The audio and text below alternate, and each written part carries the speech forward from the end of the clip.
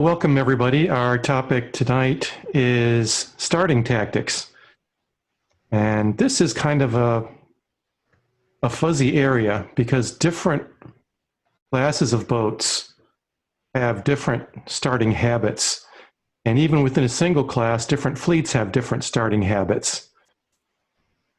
So I guess I'd like to invite anybody to say, how is it that they normally see their fleet starting?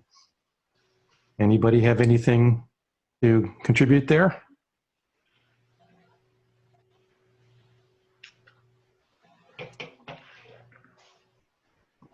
Our fleets start different than, if it's a 505 regatta, we have a totally different starting system than almost everybody else. So Dave, you're a little quiet, but go ahead and share how the 505 has a different starting system. We use rabbit starts. We use gate starts.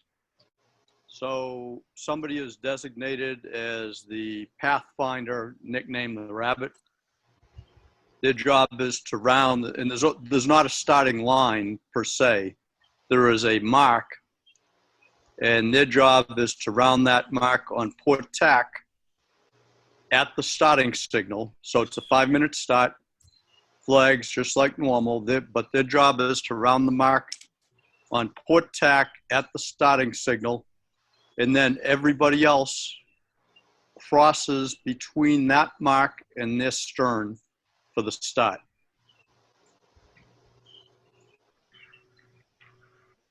So Does that lead to any particularly interesting tactics for getting a good start, Dave? Yeah, it does. Just like in any start. So in theory, everybody gets an even start that way. One of the good things about it is there are no recalls unless it's a general recall, and usually that only happens if there's a big wind shift just after the start starts. And if there's a big wind shift to the right and the rabbit all of a sudden has to come down and all the boats are in front of them, there'd be a recall. But in 15 years of 505 sailing, I've seen 3 general recalls. So you can't really be over early. It's great in big fleets. They start up to 200 boats with no problem. But tactically, yeah, and it's like anything else. There's going to be basically, if it were the pin end being favored, that would mean you would gate early. So in the gate, the rabbit has to stay on port tack for a given amount of time. And then after that amount of time, the horn is sounded and he can either keep going on port tack or he can, tack off to starboard and join everybody else. And what you do, you have to sight the line just like you would. You know how you sight the line and you look at the pin and you look at the committee boat and you see something on the shore, hopefully, that you can line up. Well, what we do is we round in the pre-start sequence, we'll round that mark on port tack. That's basically the starting line right there. So you round the mark on port tack and you look at what's in front of you on shore. You're on close hauled. And then you maneuver to be where you want to be at that time. The whole thing is the countdown isn't as critical because you have to wait for the rabbit. So if you've positioned yourself 30 seconds down the line, you'll be crossing behind the rabbit 30 minutes after the starting signal. But sometimes one end is favored or you're expecting a wind shift. It's shifty winds and it's oscillating. You want to pick the oscillation. So, if it were a line and the pin was favored, you'd gate early. If it was a line and the committee boat was favored, you'd gate late. You might go, 45 seconds or a minute, depending on the size of the fleet. If it's only, usually they allow 3 seconds per boat. So if you had 10 boats, it would be a 30-second line. 20 boats, second line. How do they determine OCS? Who's, So FPP. Peter asked, oh, you can't be OCS. Can't be OCS. It's impossible. I so, mean, if you are OCS, like if you did not cross between the pin and the rabbit's stern, then you just got to go around the pin and start and go. You got to go around the end. But basically you have to cross between the pin and the rabbit's stern. I imagine that would also cause a difference. If you were doing a rabbit start in a Portsmouth fleet, then the speed of your boat relative to the others would make a difference. Oh, absolutely. Yeah. If you were the fastest boat in the fleet, you would want to start early. If you were the slowest fleet, you would want to wait until the rabbit was as far up the course as possible before going behind it. Yeah. Yeah. So Dave, does the rabbit doesn't reach across the line on port? He's actually going as high as he can on port tack? He has to be close hauled on port tack. What are the considerations if the Rabbit is a fast boat versus being a medium speed boat versus being a slow boat? And how do you choose who the Rabbit is? Well, it'll be stated in the SIs. So it will say usually somebody from the host club will be the Rabbit for the first start. So, you know, middle and back fleet sailors like myself, we like being the Rabbit because we know we got a good start. The guys at the top of the class, they hate being the Rabbit because that limits them to having to stay on port for a certain amount of time. And they might not want to do that. But, you know, you know, and those are the guys that are sailing 3 days a week in the ocean with coaches, you know, and we get a bunch of those. But so for the majority of us, we like being the Rabbit. So 2 years ago, Lake Townsend tried to do a rabbit start, and it was a debacle. Nobody had any idea what it was they were supposed to do. Yeah. About a month ago, Anne-Marie started doing rabbit starts at Lake Townsend because we can't have any organized events. Right. Now, Dale, I know you were at the rabbit start this past weekend. Do you want to comment on how well that worked out for us?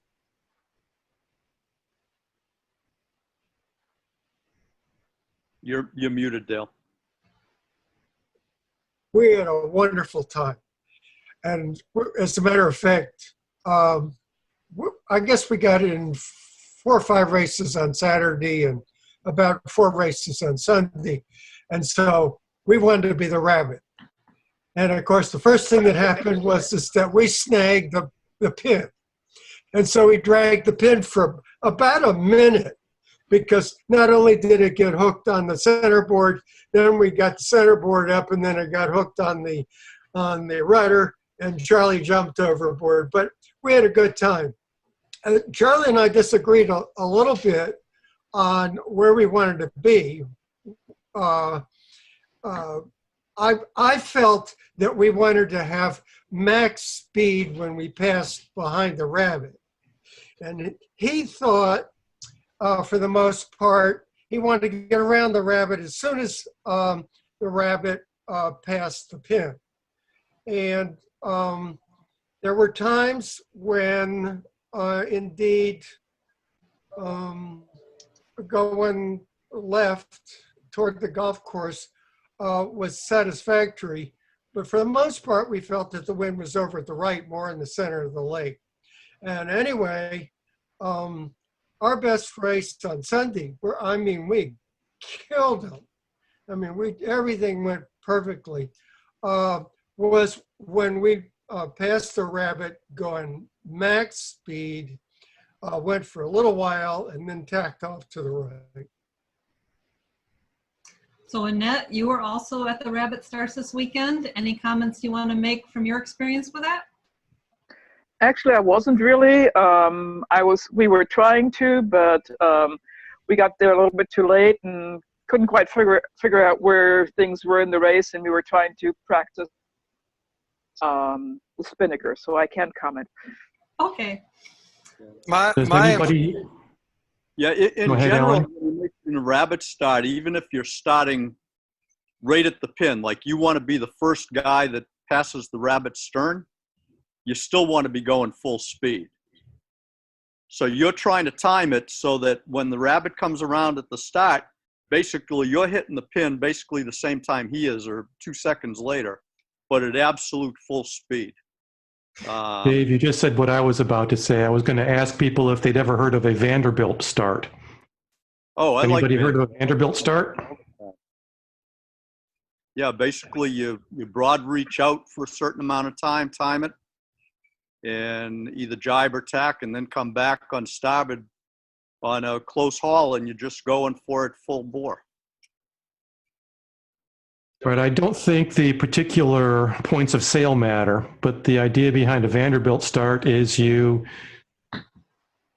get your time and distance to the line such that at the right point you sheet in, you go, you build up speed, and when you hit the line, it's the starting signal. And you hit the line at speed at the gun. And that's, go ahead, Alan. You're on mute, Ellen. I was going to comment on on Sunday's racing, so go ahead and Go finish ahead. your okay. I was very confused. I mean, I understand the theory of what was happening, but I could not tell who the rabbit was. I kept looking for it to be Anne Marie, and no one had radios. I think if everyone had their radio on an agreed upon channel, then we could communicate, okay, we're getting ready to start, and who's the rabbit this time. But you know, I like the theory of it. I understand what's supposed to happen. I just was lost as to when actually the races were starting. And on the comment on radio, since we don't have race committee boats out on the water with us, every boat should have their radio with them, and at Lake Townsend be on channel 71. And as others are out on the water, just kind of at their events and venues, just kind of make sure the sailors are starting to do that. Jolene? So I have a question just on how you guys are doing that, because I've got a lot of experience with rabbit starts, and I'm not sure exactly how you're doing them. Are you doing a countdown to the start? There was what was put out by Anne Marie was that she would luff for 1 minute. I don't know how you do luffing for 1 minute, Yeah. and then reach off for 2 minutes, and then sail back for 2 minutes.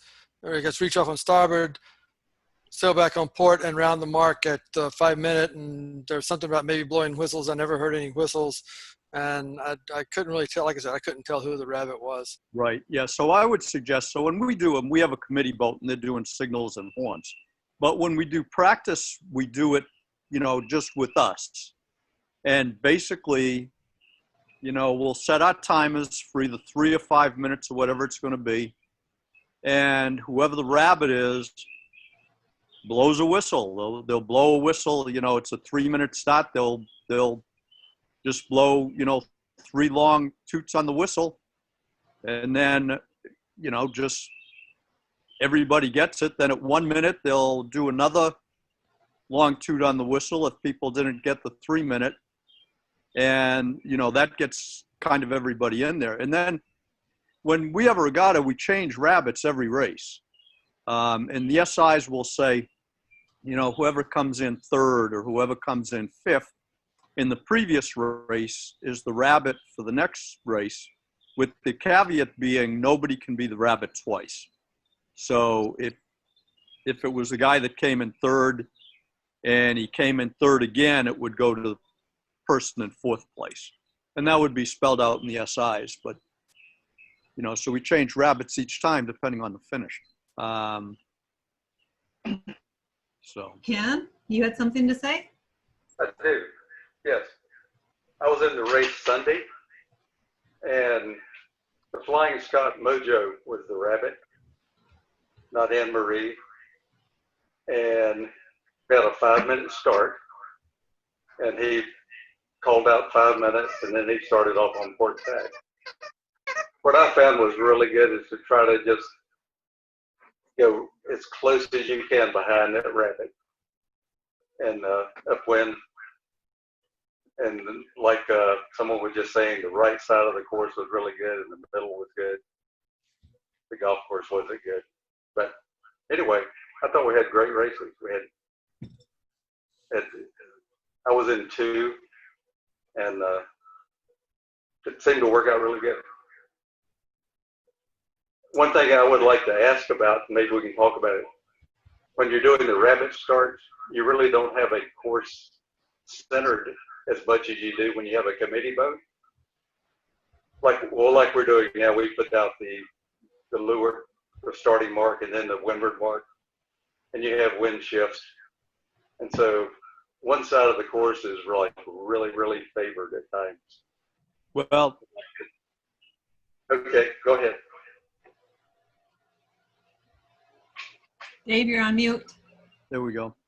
With the wind shifts, that would make it kind of difficult, but you want to have basically the windward mark should be, dead windward of the pin.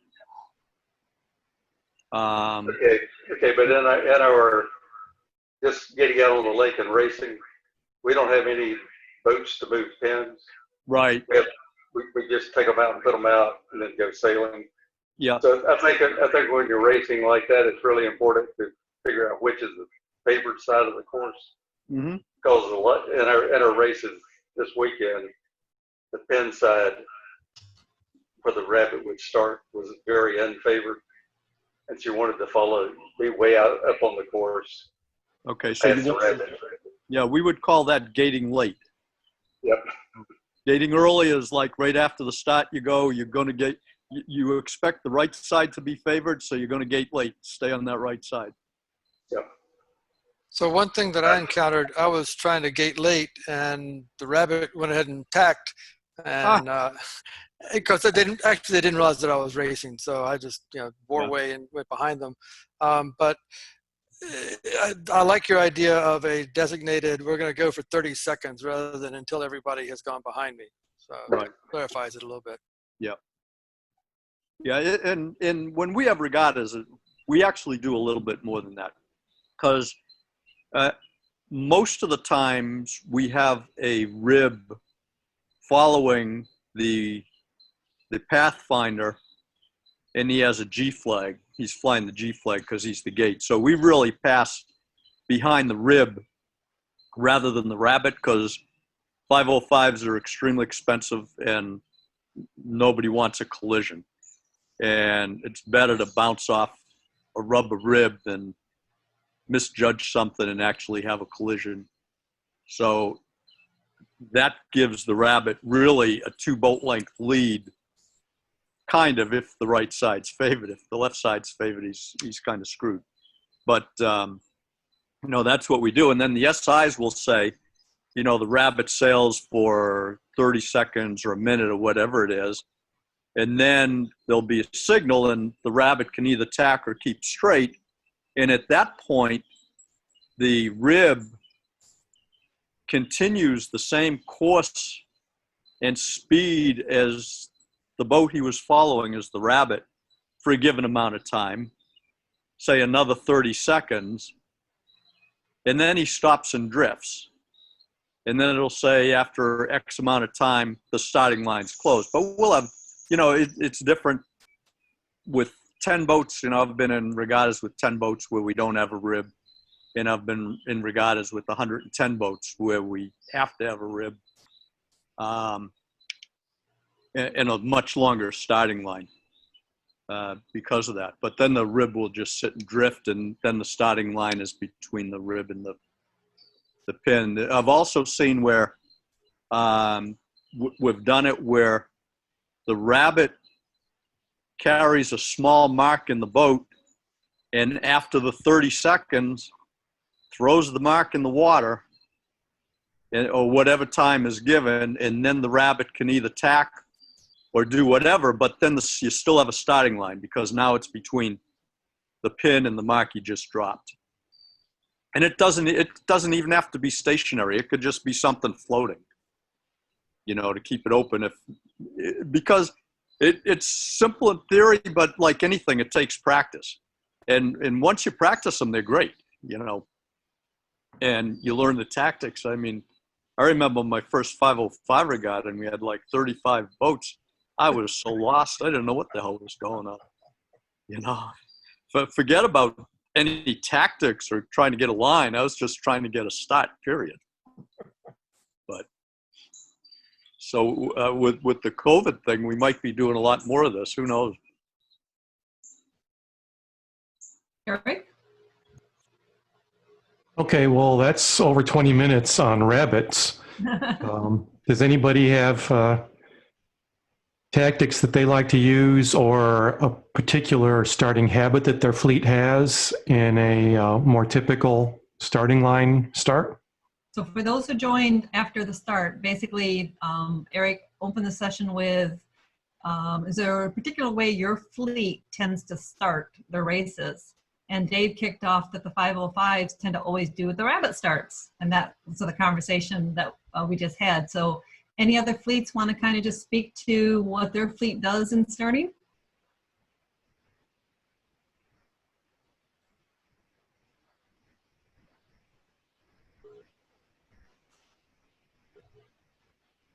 So I will share just on the catamaran side, when I first started sailing with the cats, they all hung back and waited till just before, like 30 seconds or so before the gun, and then all came in on a screaming, barging reach to the line. Tended to be late to the line. And then I joined them, and I always stayed near the line and was quick to be at the line with some kind of speed. And then they all changed their starting habits, and they started staying near the line. Eric, you want to comment on that from your perspective? Well, let's postpone that for a moment. That trying to start with speed habit. That's one that you see mostly in catamarans and sport boats. Boats that can't park very well or accelerate from a dead stop very well. So my one takeaway there is how one sailor can actually change the habit of a local fleet starting. But we'll see where we end up. Go ahead, Eric. I think what most people think of in terms of starting tactics is fleets, typically traditional monohull dinghies, will tend to all line up along the starting line, 1 to 2 boat lengths below the line, and each boat will find a spot and park, and then wait for 5-10 seconds before the start, whatever is appropriate for their type class of boats, and then they'll all sheet in, maybe nose down a little bit, and try to accelerate to hit the line at the gun. So This is a very, very common starting habit for, say, laser fleets, or in larger regattas for Flying Scots or Thistles or Lightnings. Does anybody here, have they been in regattas where boats do this? So we don't see it much at the club level. When we've done invitationals for the lasers, we certainly see it. But to ask the Flying Scots, when you're at your One Design events, I'm used to seeing you guys sail back and forth and then at the very end come towards the starting line. When you're at your One Design invitationals, do you start the way Eric just showed?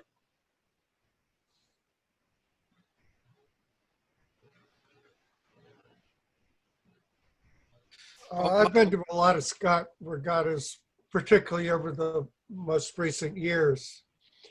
And we do sail back and forth a lot. We accumulate the information that we talked about last week as to whether we thought the pin was favored, whether the lines is square, where the oscillations seem to be. Finally, we decide where we think we'd like to be. A lot depends upon how people are lining up and whether it's a narrow or a short line. Bill Jarvis tends to have terribly short lines, And Or wonderfully short lines, depending on your point of view. yeah, well, anyway, the tendency is to sail back and forth. We tend not to park just a few boat lengths below, unless we get there too early and we're someplace we'd like to be. One of the things that drives me crazy, and you know, the big names talk about is that trying not to get behind the committee boat or very late in the game, so that there's a difficulty with both other boats coming and also slowing it down.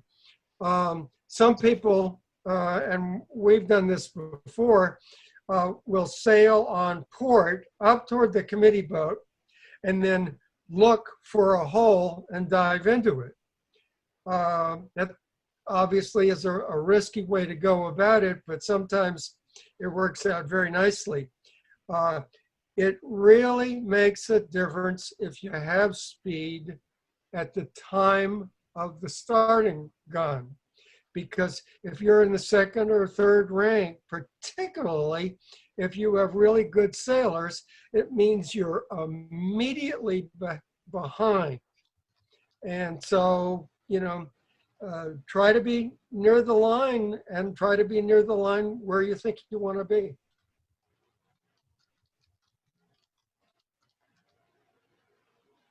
Okay, well, in club racing, I think most of us, we don't park, we don't stake out a position near the line. We all just tend to sail behind the committee boat and try to time a run down the line in order to get to where we want to be at the appropriate time. And, you know, that's the case of we all have started over here somewhere in the last, sometime in the last minute before the start, and then everybody starts, you know, zooming down the line. And I start this way a lot too. And it's very difficult. If you don't get in a good position, you can be locked out behind people. If you're a little tight on somebody behind could come and try to force you over. In general, I think this is a starting habit that introduces a lot of risk of boat-on-boat interaction, either getting stuck behind somebody or getting pushed over early or getting caught in a big pack of boats, and then you're stuck here while everybody else sails away. It's a risky way to start. So I think a lot of the top racers who talk about, you know, how to get a good start, they simply don't do this. But in club racing, we're all very forgiving about each other's starts, and we don't really try to push each other over early. Would any of you agree or disagree with that? Yeah, I disagree with that, Eric. Okay. I think we're all trying to push each other over early and open up a hole. I know I've had it done. I've done it pretty consistently, actually. Actually, I like to get under somebody. I tend to come in on, well, one of the things I like to do when I'm running the line, because I'll run the line before the race, and like Dale said, I'm checking the wind shifts, I'm checking the favored side, I'm checking the favored side of the course, I'm checking whether which end of the line is favored, which may be different from the favored side of the course. But the other thing I always do is I time how long it takes to run the line in each direction, so that I can keep a watch, and if I want to start mid-line, I know how long it's going to take me to get there. And a lot of times I'll come in on port and then tack over under somebody that I know I can push up. I'll wait for a hole, and then I try to push them up over the line and I'll go above the line too, but that opens up a hole, and then I can dive back down onto the line, and you've got good clear air. And so I do that quite a bit. And the other thing I'll do, let's say I want a start right at the committee boat, I'll time it so that I'm going to hit the committee boat close hauled at speed right at the gun, and I'll go off usually on a broad reach, and I'll time it, and then I'll jibe around and come in on starboard at full speed, and I'll just be close hauled on starboard, and that basically squeezes and I'll start yelling at boats that are trying to barge because they can't. You know, I'm aiming close hauled to leeward, right at the back of the committee boat at full speed, and it works, unless on Jordan Lake, and then the wind dies just after you made your jibe, and then you're real late. But, you know, if there's consistent wind, you know, a Vanderbilt start works really well. I think the CSC team members probably, as Dave said, will push people over more. I definitely know the Lake Townsend sailors, they don't think it's the right thing to do. They don't want to do it. They don't like to do it. So they probably need to learn a little bit better that maybe it's the right thing to be doing now and then. And then on the catamarans, I think they're a little generous as well, wherever they're at. Just because they're going so fast, they tend to allow a little bit of more leeway. We've tried to head boats up, and they're like shocked that we're doing so.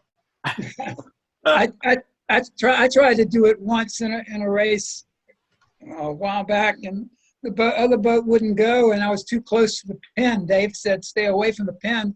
I had to come totally around to not hit him, and I protested him, and he took his, 360, but I got run off into the pin to avoid the collision because he wouldn't go. There's a big problem when you're behind a pile of fabric. So the parked with "gee, I'm ready to go" problem is if you don't have a clear lane of clean air, then you're done. So the most important thing is you either find that hole or build that hole by shoving somebody up. And the greatest skill is to just hold it right on the line. And very few people can pull that off. Just hold it right there, drift just a little bit,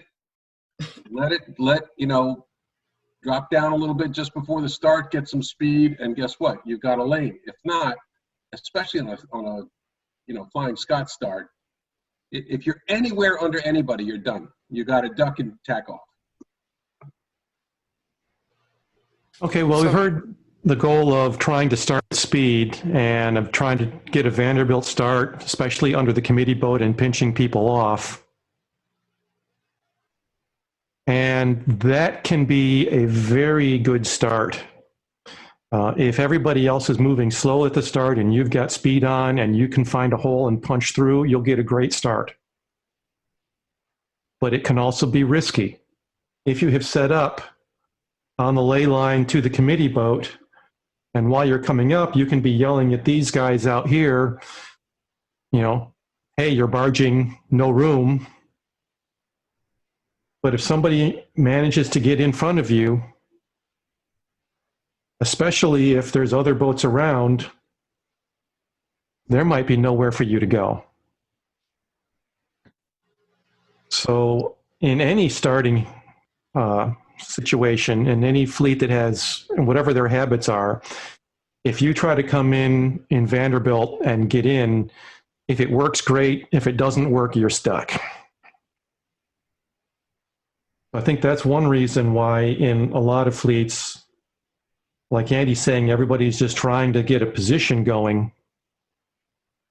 And what they try to do is push up the boats that are to windward of them and maintain a gap between them and the boats to leeward of them, so that before the start, they have room to bear away, build up speed, and then head up at the start with better speed than the boats around them. And clear air. There's another feature about a start where you're trying to find and dig that hole. It's a little bit like watching hockey. You're watching the development of who's doing what where. And you go, I see it in the future. If we can get down there in the next 10 seconds, 15 seconds, we got a hole. So it's not a static start as if you're sitting there, you know, waiting for the gun. It's much more like a hockey game where the play is developing and suddenly you go, I know, you know, you call your. Okay, well, the general principle can be the same whether these boats are just staking out a position and holding it, or whether they're all, you know, kind of jockeying around in motion. And you will have some boats that will come in on port, you know, looking for a spot to open up that they can tack into. So if you are setting up like this and you're trying to push the boat to windward of you away, you open up a nice gap here. You don't want to leave too big a gap, because if you leave too big a gap, then you're just inviting somebody to come and take that spot. And if he's any good, he's going to come right up next to you and do to you what you've been trying to do to everybody else. There's another trick most people don't understand, and that is you can play with it. You know, your crew can play with the jib to turn you very quickly without having to move. If you let out that main and somebody tightens the jib, you're going to spin on your axis like a top. You do it right. So and what you do can you do? go up and back and up and back and really not go too far forward. So if you have left a reasonable space here and you see somebody coming in on port, you know, what do you do to protect your hole? And Andy is perfectly right. You don't want to turn and sail down because you're just taking your hole away. What you want to do is ease your main, tighten your jib up a little bit, and pivot your boat, either directly down the line or sometimes even all the way so that you're pointing at the other boat. Make him think that you're closing that hole. And he's going to say, oh, this blue boat is closing the gap, but he's going to open one up on his other side. So I'm going to go behind and try to get the hole he's creating. And at that point, you do the opposite. You slack your jib, snug your main a little bit, move your weight around so you can move your weight forward to turn down or move your weight back to turn up. And you pivot. As soon as this port boat has committed to go behind you, you pivot your boat back up. Now he's going to go, oh, no, that hole's not there anymore. I'm going to go look for another one. So if you are trying to preserve an acceleration hole to leeward of you, you need to, first of all, not leave too big a gap. If you leave a really big gap, then you're just inviting somebody to come in. And this is where the phrase tacking under the marshmallow is popular. That's not a very nice phrase, but it is one that's used a lot. It's used a lot. If somebody is relatively inexperienced and they're trying to hold on to more room than they actually need, then they're the person that people refer to as the marshmallow. So I'll share with the new sailors that are on this Zoom session.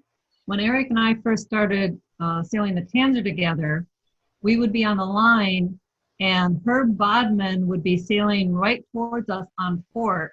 I'm like, what is he doing on port in this messy line? And then at the last minute, he would tack right under us, really close, and scare the bejeebies out of me. I had no idea what he was doing. It took me several years. We weren't keeping the big gap on purpose. We were keeping the big gap because we were new and we were trying to stay away from other boats. But it resulted in a big gap that Herb more than once took advantage of. So we were the marshmallow for a while. I was at a big thistle regatta. I wasn't racing, I was on the protest committee. But one of the top thistle sailors in my club was there. And he was hot stuff. He always was the lead boat in the thistle fleet, or most of the time. And he went to the pre-regatta Go Fast seminar, and Skip Debaugh was there from Quantum Sails. And he talked about this, about finding he liked to run down the line on port during the last minute or 30 seconds of the sequence and look for a boat that had left too much room to leeward and would tack under the marshmallow. Well, this skipper, went out and, he's, up there in the fleet, jogging for position, trying to get a good start. And what did he see but Skip Debaugh coming in on port and tacked right underneath him. And he says, well, at my home club, I'm top dog, but I guess here I'm the marshmallow.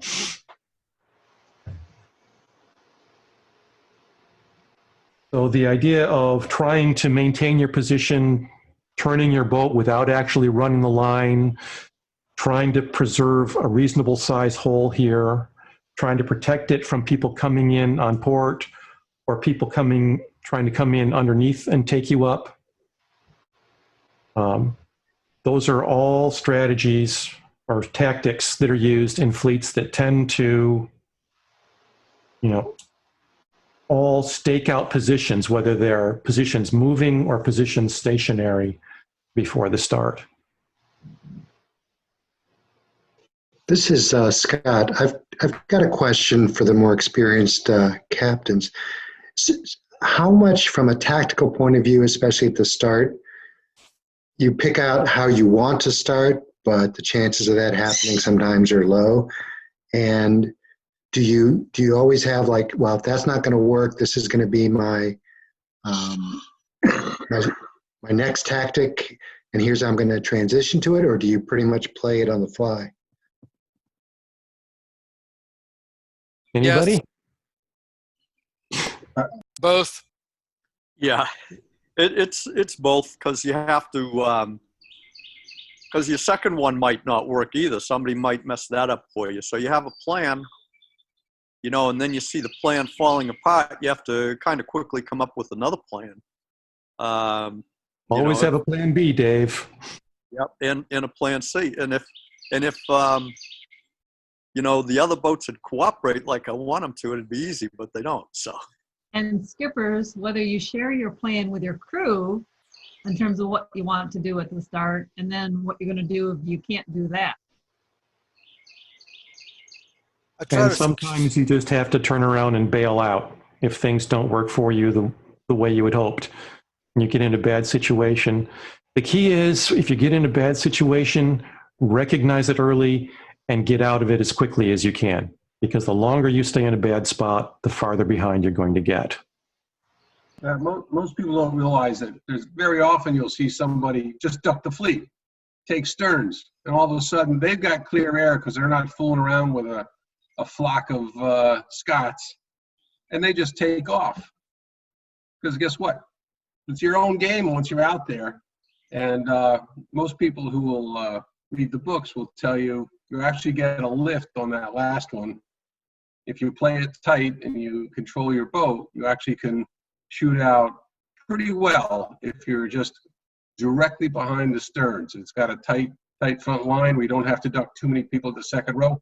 You could do well but you have to duck early. Eric's correct. You have to, the moment it's not working, do not spend even 20 seconds going, I wonder what I'm going to do. You go, we're out of here. Yep. That if you can, yeah, as soon as you can. If you're in bad air and get a bad start, tack off. The only thing you got to watch out for is boats behind you on starboard. As soon as you get a hole and you can do it, you got to tack and get out, because if you sit there, you just, 30 seconds, you're just way behind. And one of the things you have to be careful of is in mixed fleet racing, you also have all boats of all different speeds. Which a slower boat can sometimes help you, can sometimes hurt you really badly on what you're trying to do at the start, or a faster boat can mess your plans up. But I've had a plan, and I've had slow boats in front of me, and I can't do anything because I've got a row of boats, and I can't even slow down really. I've had to like jibe out and start late because I can't go slow enough.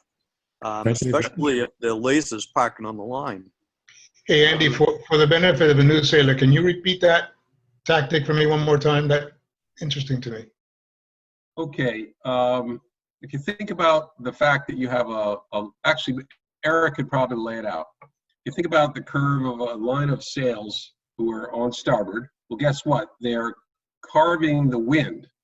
So they're actually rotating the wind a little bit to the starboard side of the course, which technically is a lift. So if you take sterns, if let's say you're number one and you get behind a half a boat length on the left-hand side there, right? Eric's showing you that. You can literally run the line of sterns, and then that last one, because all the wind's been shifted a little bit, actually gives you more lift relative to the ladder line than the rest of the fleet has. So you can do pretty well. Thank you. All of these boats that will disturb the air behind them. They will swirl it, but they will also bend it a little bit. Right. So while you're sailing back here, the air is disturbed, but when you get here, you might actually get that bend off the last boat, and for at least a brief moment, get a bit of a lift. And you can take that lift, get some height with it, and then sail off to the right in clear air. Yeah. Is that what you meant, Andy? Yeah, don't forget, when they say take sterns, that means you're 1 foot off somebody's tiller. Yeah. Right, you gotta be right there. You're not sitting there going, I'm a boat length away. You are literally going, okay, just under him, just under him, just under him, here we go. And you haven't lost under, and you have to start turning up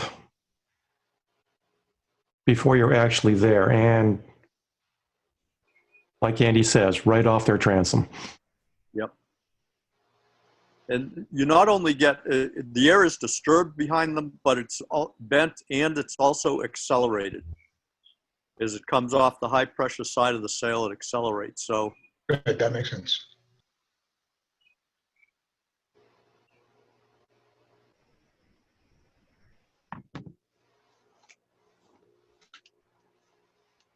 Okay, if we go back, say, to how catamarans and more sport boats start, they hate to tack and they hate to go slow. If you're in what I call a sport boat, which is generally very narrow, small underwater foils, dagger boards, and small rudders, then if they go below a certain speed, then their underwater foils stall out and they no longer go straight, they start drifting sideways. So those boats really can't park, or they can't do really slow maneuvers. They have a minimum speed that they have to maintain. And those types of boats will either all try to do Vanderbilt starts, or like many of our catamarans do, is they will all line up and reach into the start and try to hit the line they'll time it so that they're either at one end of the line or the middle, wherever it is they want to start, right at the gun. So they're all reaching fast.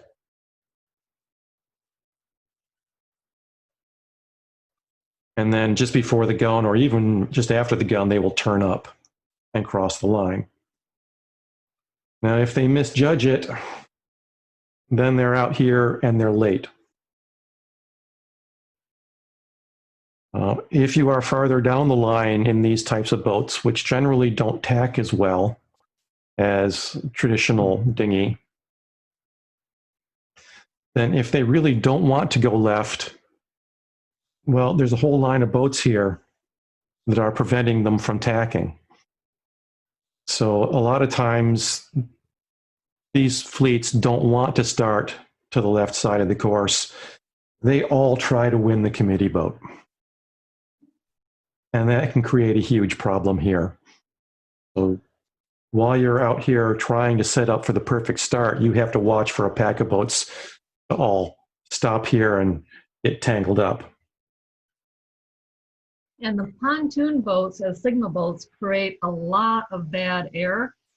So that's a negative in terms of being at the committee boat. And Eric and I will intentionally stay away from starting at the committee boat just to be away from the packs. There's a lot of risk in trying to win the committee boat.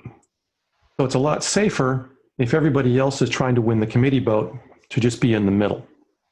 And that's what Jolene was talking about at the beginning when she said she changed the habits of the isotopes because she was getting great starts in the middle while all the isotopes were fighting for the committee boat. And when boats are all set up out here like this, it becomes an attack and defend position because this boat can accelerate and try to get under a boat. And as soon as he gets under them, then he can start taking them up. So very often you'll see boats lining up for the start, getting ready, going slow, trying to adjust their speed, and trying to get in a good position, and then you'll see somebody attack, and then all the boats in front of them will turn down and accelerate, and then as soon as this boat stops attacking, then these boats will come back up and try to slow down, and somebody else will come in and attack, and then they'll all accelerate forward again. So everybody is trying not to become the windward boat because they don't want to get pinched off at the committee boat. And when you're involved in a fleet that has this sort of starting habits, you really need to get used to watching everybody around you, knowing where this ley line is so you know when it's safe to come up. And trying to time your approach such that you can drive the boat in front of you away from the committee boat to open up a hole without allowing the boat behind you to drive you away too.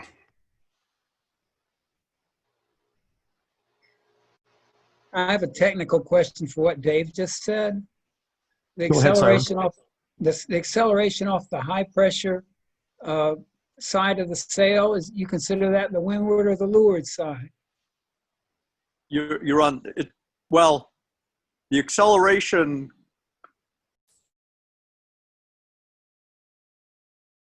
really the air moves faster around the leeward side of the sail. Exactly. Yeah, and that's But the low pressure side.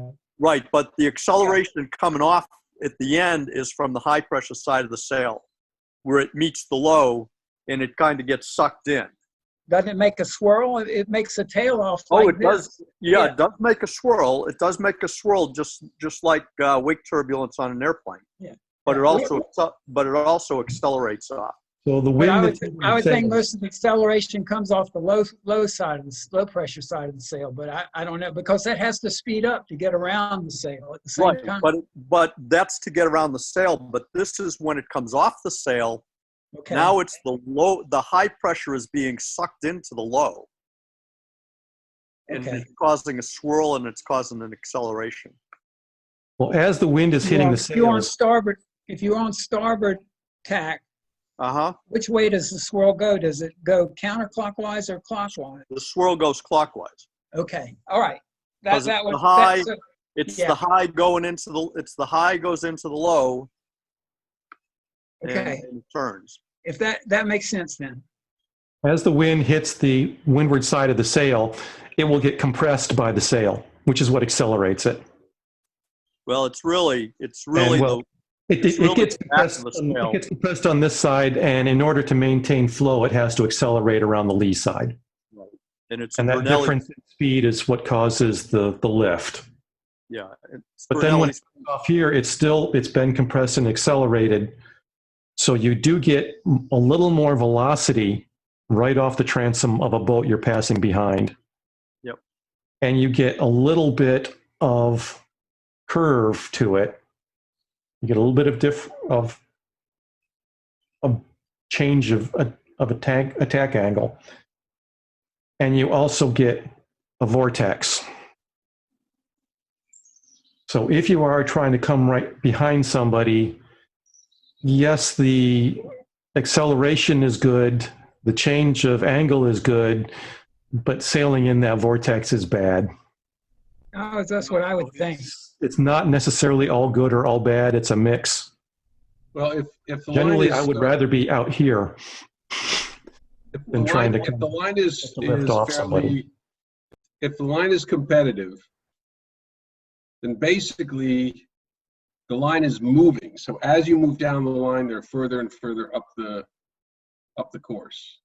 So what you're really doing is moving down the ladder, one boat length behind the front of the ladder, and trying to shoot out and catch up in that last, when you clear that last boat. This is not a strategy you want to cultivate. No, actually, it's one you got to have in your pocket at all times in case you, Well, right, if but- you're done, if you're in the second row, sit there for a minute and you're done for the race. Just go ahead, sit there and go, I'm done, because I'm eating somebody's air. Get out of there and make your own race. So that kind of speaks to if you get a good start versus if you get a bad start. But even if you get a bad start, you never give up, right, Andy? Randy?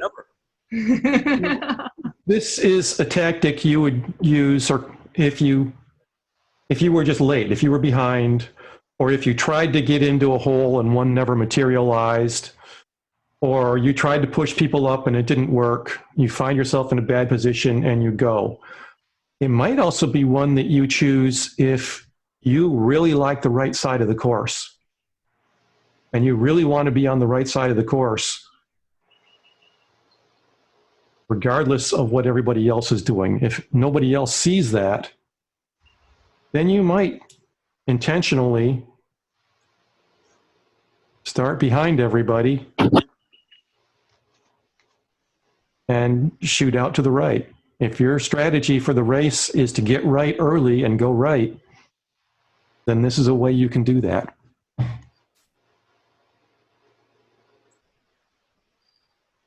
And if some people, if not the whole fleet, want to go right, they get a very swift port start, or I'm sorry, starboard start, and then tack off, and they're all on top of you because you thought you were going to get free air and head off to the right.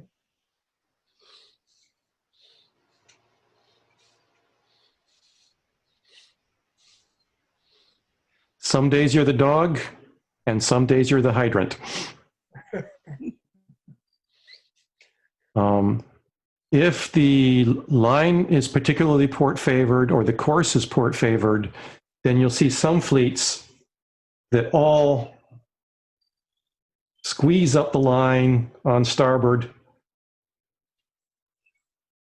and then right after the gun, they all flop to port.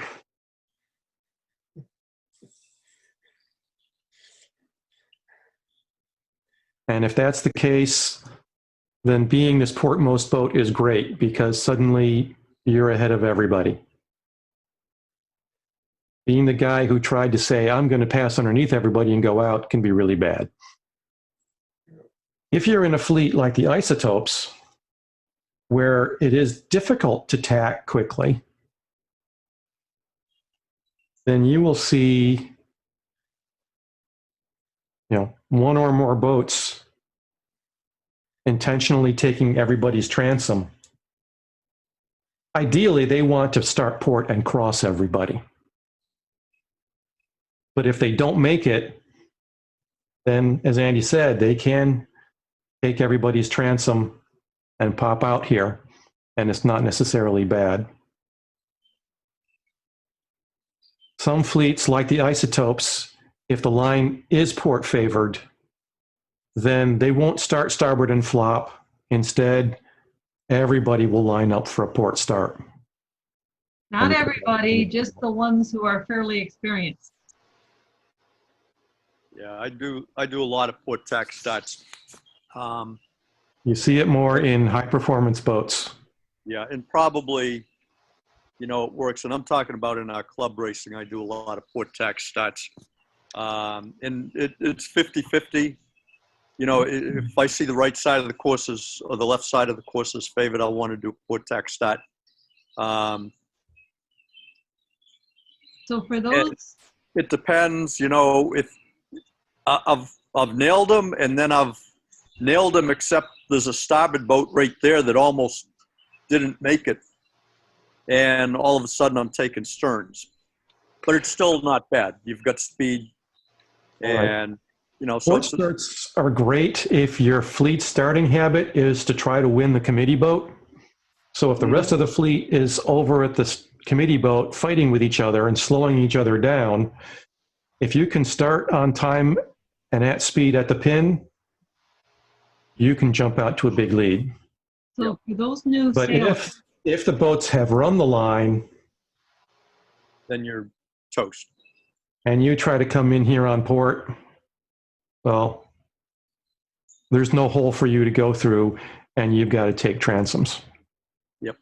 so for those new sailors who are still trying to learn if the line is port favored or starboard favored, or if the course is port favored or starboard favored, and you see the high performance boats starting port, take a look at the conditions and why you think, because you might be in a start behind them, why you think they're starting port.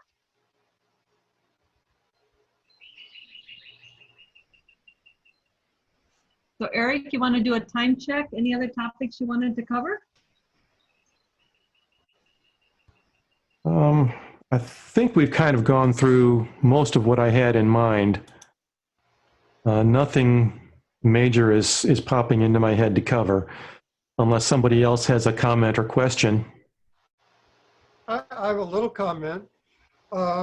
Obviously, if you're beginning the first or second race of a regatta, you probably don't want to run the risks that you might be willing to later in the regatta if position is really important. And sometimes you may, late in the regatta, hunt out a particular foe,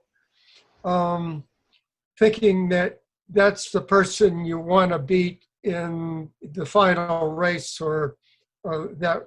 But one of the things that the book always teaches is that you don't want to lose a regatta on the first race. Yep, that's for Certainly, sure. risk management is important, and there are some kinds of starts that are riskier than other kinds of starts. So definitely, if you're at an invitational regatta or a multi-day regatta, and it's the first race of the first day, you want to manage your risk and not put yourself in a position where you could get a really bad start. It's better to have a mediocre start in the first race than a bad start.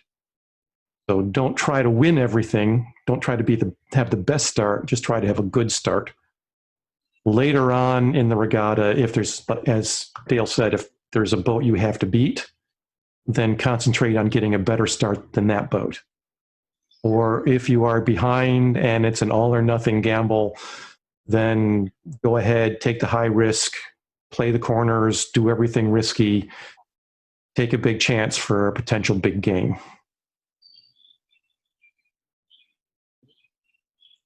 So Eric, this is Ray. Before we leave, for those newbies, and I still consider myself a newbie, two things that I find useful for starts. They're just very basic rules, especially for monohulls. One is I want to know for a given wind speed, how long it takes my boat to accelerate up to full speed. Because if I'm going to maneuver around on that starting line and try to get position, I also want to know when is the right time to start to draw my sails in and start to pick up speed. Too late, people pass me. Too early, and I'm over the line or I'm at the pin. That's number one. So it's a speed and distance kind of thing. The other thing that I remember in monohull fleets, likes monohulls to sag, and you showed it when you were showing the hulls on your schematic. There's a tendency for monohulls to sag at the middle of the line. And if you know that, it gives you the option of scooting up a little tight to the line. A good advantage because people think they're over the line when they're not. They're all sagged back. That's something to watch if you want to try it. Now that usually puts me OCS 1 out of 15 or 20 races, but it certainly gives me the advantage in the rest. And I think Stuart Walker basically said that you weren't sailing well enough if you were not OCS, what, 1 out of 10 times? So it's okay to be OCS some of the time. And based on how many OCSs I see, you guys are not trying hard enough. And I'll also comment on Ray's comment in terms of being at the starting line at the signal and how long it takes. When Eric and I are sailing together, I will be yelling at Eric to sheet in and head to the line a little bit earlier than he's actually prepared to do so. And I think I've got it better timed than he does. Eric, you want to comment on that? No comment. Well, I think in general, a crew they're forward more, they can see the line better. And when I sail with Andy, he's always doing the same thing. He's pushing like 5 seconds earlier than I think we should, but he sees the line better. He's forward. And especially if we're lucky enough to have enough wind to be out on the wire, then he can really see everything. But So I think Eric should actually try to go with my recommendations going forward and just see how often are we really OCS versus nailing it right on the line. And part of that might be because I'm used to sailing the catamaran, and the penalty for being OCS is huge. yeah, Because it's hard to turn back down and start again. And while you're doing that, the rest of the fleet sails a long distance away. Yep. If you're in a highly maneuverable monohull, it's a lot less of a penalty if you can just dip down really quick and then go back again. You might lose 5 or 6 boat lengths, but that's it. So I encourage So I'm everybody. naturally reticent on that. And also, when you're looking at a mark, generally it looks closer than it actually is. When you are sailing towards a mark and you think you're at the zone, usually you're not yet. Likewise, when you're approaching the line to start, it looks closer than it actually is. So I think we all have a natural tendency to not be on the line. The line is not exactly, it's actually farther away than we think it is. So That's I just my encourage observation. everybody to be OCS a little bit more than they are and kind of get a better feel for where the line really and truly is. except in Thistle regattas. And then they're all, you know, we've done the Thistle regional several times, and it's like they get one general recall, and it usually is a general recall right away. And then it's, we're going to have a penalty, you know, penalty flag up. Or Well, I am speaking at the club level, that is like club level racing. Let's see more OCSs. yeah. So an exercise that we could do in this time of not officially racing, if we could have a committee boat in a line, an exercise that we did with Randy Smythe in the Weta class. Randy set up the line and had us sail toward the line and raise our hand and drop it when we thought we were at the line, and he would drop the flag when we were actually at the line. The third time we got a lot better than we did the first time. And so it was really interesting, especially if you're at the middle of the line, of when I thought I was at the line versus when the flag dropped and I was actually at the line. It's a good exercise for the fleet if you've got time to do some training. Yep. And the farther away you are from the ends, the worse you get at picking where the line is. And that's where you get that midline save that Ray mentioned that we covered last week as well. Yep, exactly. So Lake Townsend might actually be not racing this Sunday. This Sunday, Anne-Marie, is that the thought? I'm going to be there on Sunday the 5th, but not Saturday. So anybody wants to come out and race on Sunday the 5th, would be doing the usual 2-boat rule races with gate starts, or also called rabbit starts. And in addition to these tactics, Eric has also been working on knot videos, and JC mentioned at the beginning, Eric, thank you for what you've been putting out there in terms of getting better at tying our knots. Well, can I break in for just a moment and let's talk about dip starting? Okay. Does everybody know what a dip start is? No, presumably don't. Show us. I do. I've been called a dip before. I had one perfectly set up. I think it was at the Governor's Cup. And I was coming in and getting squeezed out by the committee boat, and I was just so much faster than everybody. And I could see the hole. I could pass everybody. So I went on the OCS side of the committee boat and was getting ready to make my move and got caught on the anchor line. Ah! So Eric, go ahead and show what Dave was trying to do. It was a real long. We were talking about midline sag. It's, as people have pointed out, it's a lot easier to tell how close you are to the line when you're at one end or the other. And it's a lot harder in the middle. So in big fleets, and especially with really long starting lines, you will see a midline sag, and that can be 2 or 3 boat lengths of boats thinking that they're on the line when they're actually behind it, or they're being a little more conservative because they're not so sure where the line is. So if you have taken a good transit and you know where the line is and you see a sag forming, you can actually come in from above the line, provided that one of the prep signals for a starting penalty that would prevent you from doing this aren't in effect. No I flag. If it's just a general start, it's not under the I flag or the Z flag or the black flag or the U flag. U flag. You can come over just a few seconds before the start, dip down under the line, and then start after the gun.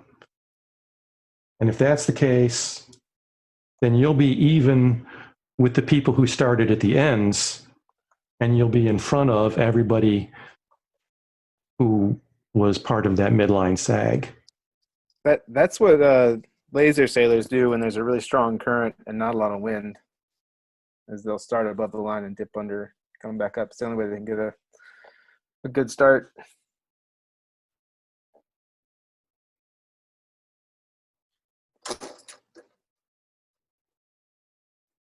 Dave, that was with me.